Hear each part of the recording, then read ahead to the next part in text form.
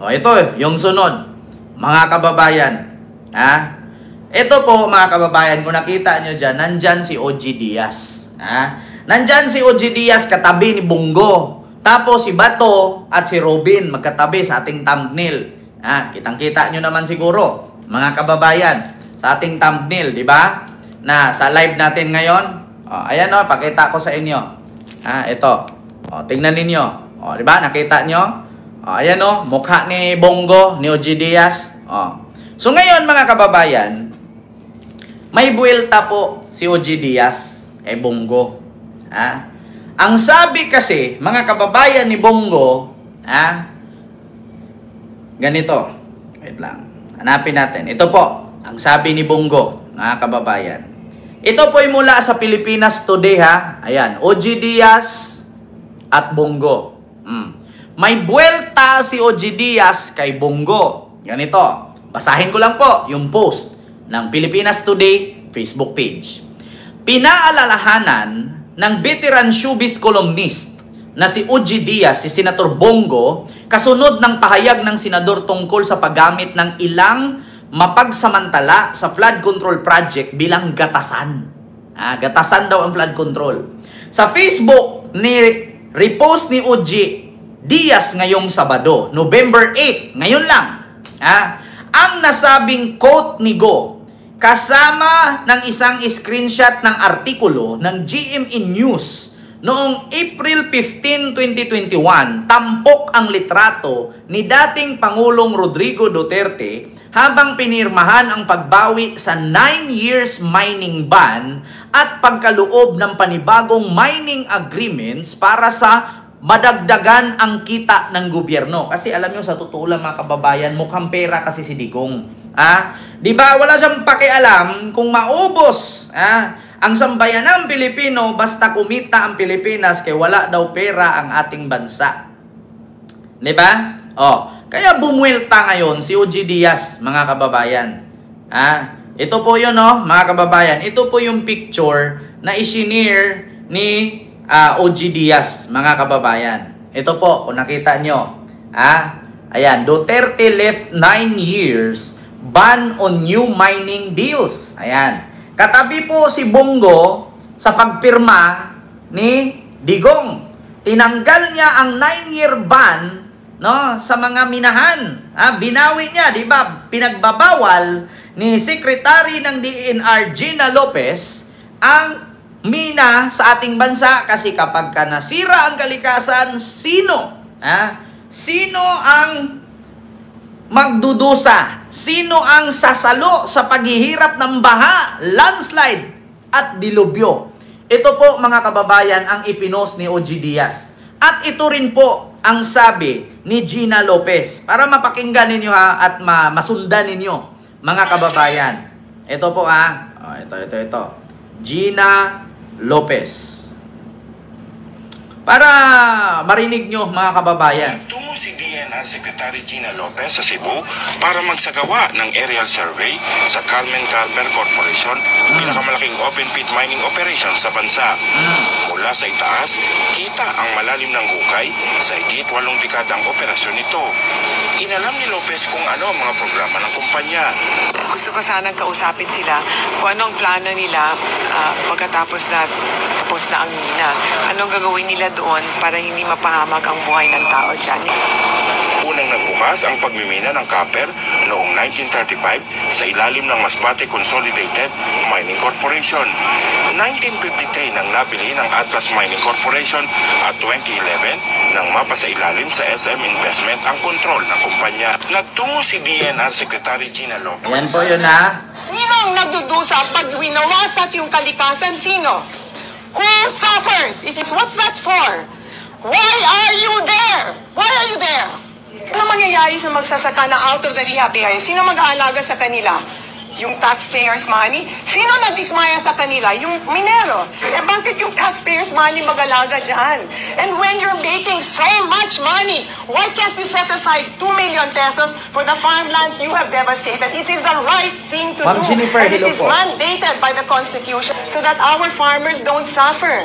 Because of what you did to make your money, you have made those farmers suffer. Isn't it right? You cannot kill the environment because if you kill the environment, you kill everything.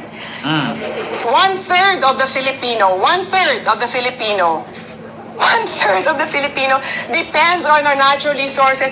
Sino ang nagdudusa pag winawasak yung kalikasan? Sino? Yung mahihirap. That's the fact. You know, the rich have air cons and all like this. Who suffers if you kill the environment? It's the poor. And whose duty is it to protect our people? It's the government. And when you make decisions based on business interests, you have shirked your responsibility. You have lost the moral ascendancy to rule the government because to you, business and money is more important than the welfare of our people. So take it at that. Diba? Business and money is more important than the welfare of Filipino people. Putang ina mo, Duterte. Yeah? Anong nangyari ngayon sa baha sa Cebu? Business and money is more important than the welfare of the Filipino people in Cebu. Yeah? Kaya kayo mga putang ina nyo mga DDS sa Cebu, sana magising kayo, tang ina nyo. Yeah? Isa yan sa binira ni OG Diaz ngayon, mga kababayan. Katabi po ng Pangulong Duterte noong nilift ang ban ng mining si Senator Bongo, napaka-close nyo sa Pangulo para sabihin ang negative effect ng mining sa bayan natin. Sabi ni OG Diaz, Mama OG, wala po kasing magawa si Bongo kay katulong lang naman siya ni Digong, taga-bit-bit lang naman siya ng mga siningahan at pangtinga. Kaya ang sabi ni Mama OG, napakalapit mo kay Digong, bubulungan mo na lang. Alam mo ba, Tatay Diggs, kapag tanggalin mo yung minahan na yan at unahin mo yung kickback sa'yo at yung bigay sa'yo ng mga minero na yan, may-ari ng minahan. Alam mo ba, pag binaha ang Cebu, maraming mamamatay dyan. Ngayon, tanong ko, si Bongo ba nagpakita sa Cebu? Baka kakarnihin siya doon sa mga nabahaan. Kaya ako'y nananawagan sa mga taga Cebu, pag nakita nyo si Bongo dyan, alam nyo na ang gagawin ninyo. Isa si Bongo dyan, mga kababayan at mga taga Cebu, ang katabi ni Digong na pumirma para bahain kayo mga putang ina nyo, pero ngayon ang sigaw nyo, DDS pa rin kayo. DDS pa rin ba kayo? Ayan katabi si Bongo, pwede nga niyang paluin ng, anong tawag dito sa lamesa, pwede nga niya hampasin ng upuan si Digong, hawak-hawak na niya yung upuan Tapos isisi, tandaan ninyo si Digong tinanggal ang 9-year ban dyan sa minahan ng Dolomite sa Cebu. Tapos ang gobernur nyo dyan, si Gwen Garcia, DDS. Yung gobernur ngayon, si Pambari 4, DDS. Tapos ang presidente noon, si Digong, DDS. Tapos isisi ninyo kay Marcos. Anong klaseng mga nilalang kayo kung hindi kayo nag-iisip? Diba? Isa yan ngayon mga kababayan, sa binira ni OG Diaz. Napaka-close mo, Senator Bongo, kay Digong. Pwede mo nga hampasin ng upuan yung ulo niya para hindi niya matuloy yung pagpirma kasi alam mo ang consequences na kapag tinanggal niya ang ban or banning sa 9 years na mga minahan, magkukos yan ng flash flood at landslide. Sino ang mahihirapan? Sino ang magsasuffer? Mga Pilipinong bobo na nasa baba na hanggang ngayon sumisigaw ng Duterte is the best. Ang ina nyo. Sana po galing ngayon ang kuda natin. Saan na po yung kuda ni Bongo na sinabi ni Bongo na sasayang ang budget sa mga flood control na ginagawa pong gatasan ng ilang mapagsamantala. Sabi ni Bongo yan nasasayang daw ang budget sa flood control. Ngayon, itinanong ni Mama OG Diaz, nasaan po yung kinukuda-kuda mo, Bongo? Nasaan na daw, Senator Bongo, yung mga kinukuda-kuda mo na napakalapit mo lang kay Tatay Digong nung pumirma siya na pinagbabawal. Kita nyo, nasaan, Senator Bongo, yung kinukuda-kuda mo na nasayang ang budget sa flood control. Samantalang kasama mo si Digong na pumirma dyan na tanggalin ang mining na 9 years ban. Ayan, mga kababayan, tanungin ko kayo, sinong hindi mapapamura sa putang inang Duterte na yan? Matatawa ka? Kung ikaw taga Sibong binaha ka ngayon, buti pa yung bahay ni tatay. Nakapatong sa taas ng bundok, hindi inabot ng tubig. Ang problema naman, lumalim yung lupa. Wala naman siyang mababaan. Buti pa yung bahay ni tatay nakapatong sa bundok, trending ngayon. Di ba? Hindi nga siya nabahaan, hindi naman siya makababa. Okay lang sana kung ganun ang nangyari. Naiiwan lang yung bahay tapos yung lupa lang ang nababa. Ang problema mga kababayan kay lahat na wala, natabunan. Nakita nyo yung mga kotse, bubong na lang. Nakita nyo yung ibang mga mamahaling sasakyan na pumatong sa isang sasakyan. Nakita nyo yung bata na kaupo sa gate nila, binangga pa ng kotse na nadala sa baha. Ganon kalakas ang baha sa Cebu. Yung kotse na napakabigat nadala sa tubig. Tapos ngayon, ito ang tanong ni OG Diaz kay Senator Bongo. Nasaan yung mga kinukuda-kuda mo na nasayang ang budget sa flood control kasi ninakaw ng mga mapagsamantala. Samantalang katabi mo si Digong na pumirma na tanggalin ang 9-year ban sa mining. Na halos pwede mo nga hampasin ng upuan yung ulo ni Digong para hindi lang matuloy kasi at bulungan mo at sabihan mong, Tatay Diggs, alam mo po ba ang consequences kapag pinirmahan mo yan, ipagpatuloy ang mining? Balang araw, 10 years from now, lulubog ang Cebu. Magiging mabura sa mapa yan.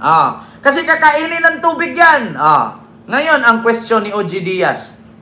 Katabi po kayo ni Pangulong Duterte nung nilift ang ban sa mining. Saan po galing ngayon ang kuda natin, Senator? Nasaan na po yung kuda na nasayang ang budget sa mga flood control? Tama naman ang buwelta ni OG Diaz kay Bongo. Ma'am Emma, maraming salamat sa iyong super sticker. Thank you so much. Di ba? Kita nyo, mga malalaking bato, mga putik, mga troso. Kaya nga sabi ko sa inyo mga kababayan. Tapos ngayon, tatanungin mo, nasaan si Bongo? Hindi pumunta doon. Nasaan si Sara? Hindi rin pumunta doon. Kasi alam nila, nakukonsensya na siguro na andun si Bongo. Tandaan ninyo mga DDS, senator, mga politician ng mga DDS. Ang tao, kahit DDS yan, hindi makakalimutan yung mga pinaggagawa ninyo.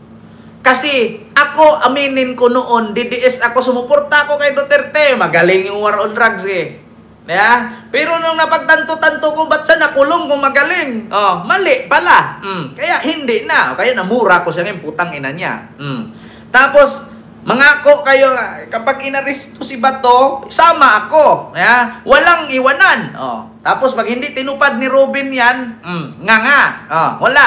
Nag-public servant ka pa kung sinungaling ka naman pala. Ito ngayon, mga kababayan, ang tinanong ni OG Diaz. Ito ang masasabi ko. Mga taga Cebu, kaya nyo bang sikmurahin? Pinundar ninyo for how many long years para makabili kayo ng bahay dyan sa subdivision? Para makapundar kayo ng gamit katulad sa pinundar ko for how many years kung pinag-ipunan tapos lalamunin lang ng tubig. Bumili ka ng sasakyan, ilang buwan mong binayaran, ilang taon mong inutang yan. Tapos ipalamon mo lang sa tubig. Ma'am Stephanie, maraming salamat po sa iyong super sticker. Thank you so much. Di ba? Kung di kurakot flood control fund, sana wala masyadong baha sa buong Pilipinas. Kung hindi kinurakot. Alam niyo, sa totoo lang, itanong niyo po yan kasi administrasyon ni Duterte nag-umpisa yan. Sinabi nga ni Diskaya kay Bato, kailan kayo nag-umpisang yumaman at nakakuha ng bilyon-bilyon na pondo? 2016 onward. Kaya tigilan ninyo yung kakagipit nyo kay PBBM na si PBBM ang dahilan. At administrasyon niya ang nagnakaw. Kasi mismong si Diskaya, 2016 onwards ang sinabi. So 2016 onwards, si Digong po ang presidente. Sabi nyo, as early as the 2000s, $650. Pinuldukan na ng ombudsman ang prinsipang Naku, morning. Paano pa makisali? Di ba? Kita nyo mga kababayan? Ha? Ito, Diskaya. 2016 onward. Parinig ko sa inyo para hindi po kayo magmukhang tanga. Mga DDS. Ito, pakinggan nyo si Bato panoorin. Control projects. Kailan kayo nag-engage ng flood control projects sa DPWH? Siguro mga 2016 onwards. Please make sure of your answer. Yes po, 2016 onwards po. 2016 onwards? Yes po. Very clear man yun sa video na sinabi mo. Kung kailan kayo kumita ng malaki, sabi mo, noong nag-DPWH na kami. Ngayon, gusto mong i-attribute yung wealth ninyo going back noon pa sa tatay mo, noong nagsimula kayo ganon. Pero very clear, the video won't lie. Sinabi mo, noong nag-DPWH na kami. Yes. Sir Bel Villanueva, maraming salamat po, sir. Nakita nyo mga kababayan, 2016 onward. Kaya sa mga DDS at mga ralihista na nagrally ngayon, pababain si Marcos kasi daw kurap. Kadalasan pa naman sa mga nagrally, mga estudyanteng nag-aaral. Tandaan niyo mga estudyanteng nag-aaral, hindi ako nakapagtapos pero marunong ako mag-analyze. Sa administrasyon ni Marcos, nabisto ang korupsyon ni Digong. Tapos rally kayo ng rally, pababain si Marcos. Putang ina, kung hindi dahil kay Marcos, kung hindi binuko ni Marcos yung korupsyon na yan, hindi nyo malalaman. Katagal-tagal ninyo dyan nag-aaral, ngayon lang kayo mag-rally kasi nabisto ang flood control, tapos sasabihin ninyo si Marcos ang nagnakaw. Pati itong mga putang inang DDS. Tapos gusto ninyo may makulong agad.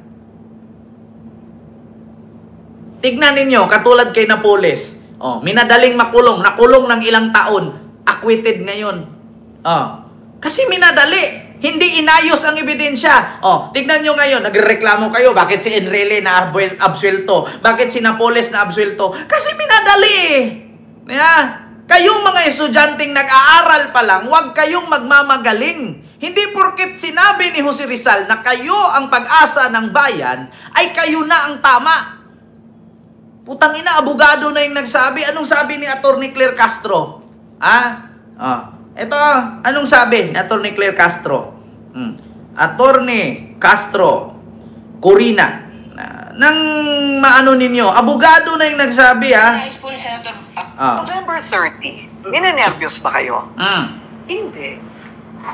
Yung malaking rally daw na magaganap sa November 30, lalo na daw kung wala pa rin mapapakulong by November 30. Okay, ganito lang ito lang pakiusap ko. Okay, sabi ko nga, since ako'y trial lawyer, alam ko naman kasi kung paano umandar ang kaso. Trial lawyer yan. Kayo mga estudyante, nag-aral pa lang kayo, putang ina nyo, hindi nyo pa nga kayang bumili ng sarili nyong makakain Tapos magaganyan na kayo. Pakinggan ninyo. Yung sinabi ni Jose Claire Castro, trial lawyer siya. Estudyante ka pa lang, tapos susugurin mo yung ICI, babatuhin mong putik. Wala kayong alam, mag-aral muna kayo. Huwag nyo akong gayahin. Gusto ko mang mag-aral, pero wala. Hindi ko kaya, wala akong pera. Kaya habang nandyan kayo, huwag kayong sumali sa politika. Putang ina. Kung gaganyan kayo tuloy-tuloy, isang rally, 2 rally, 3 rally, hindi kayo makapag-focus sa pag-aaral. Mas nagpo-focus kayo magiging NPA. Totoo yan. Kaya nga hindi ako bilib sa mga university sa Pilipinas Bakit? Kasi kadalasan sa mga cum laude nandun sa bundok. Nagbibitbit ng armas. Gumraduate ka ng law. Gumraduate ka ng education, nurse, doctor, engineer. Tapos nandun ka sa bundok, nagbibitbit ng BB, Armalite, machine gun, shotgun. Anong kwenta ng pag-aaral mo? Unahin yung pag-aaral kaysa sa pagrarally. Kasi 1, 2, 3 rally na gagawin ninyo every Friday, nagbanta pa kayo. Mas mapopokus kayo sa pagrarally at kalaunan magiging NPE kayo kaysa sa pag-aral ninyo na kinabukasan, maiangat sa hirap ang buhay ninyo. Diba? Wala Tandaan ninyo. Hindi lang shabu ang nakaka-addict. Yung pagrarally ninyo, 1, 2, 3, 4, ulit-ulitin ninyo, nakakalimutan nyo na yung inyong pinag-aralan kasi mas pinahalagahan at binigyan ninyong prioridad yung pagrarally ninyo. Nakalaunan, instead na maintindihan ninyo ang pangyayari sa ating bansa, mga putang ina ninyo, ako hindi ako nakapag-aral, hindi ako nakapagtapos, pero marunong ako mag-analisa. Diba? Ginagawa ninyo, nag-aaral pa kayo. Hindi pa kayo marunong magbayad ng sarili ninyong bahay, kayo umasa kayo sa magulang sa probinsya na magsasaka. Pinadalhan kayo ng tuition, allowance, tapos sumali ka sa rally every Friday. Na? Hindi ba kayo nahihiya sa mga magulang ninyo?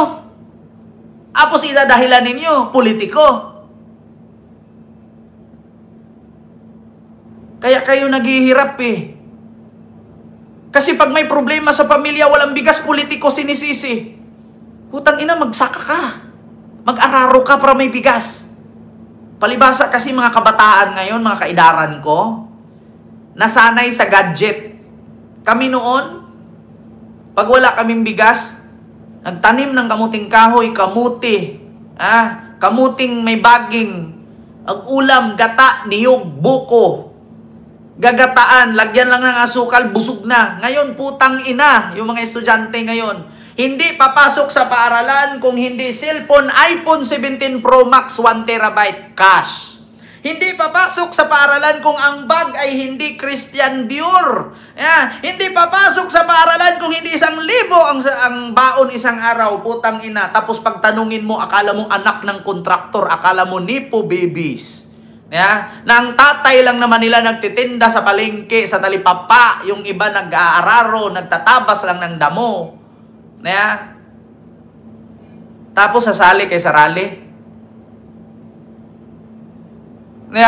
Sabi ni Sir Eddie Aceres, huwag magmura. Ay, mapapamura ka talaga, sir. Hindi mo mapigilan sa akin yan.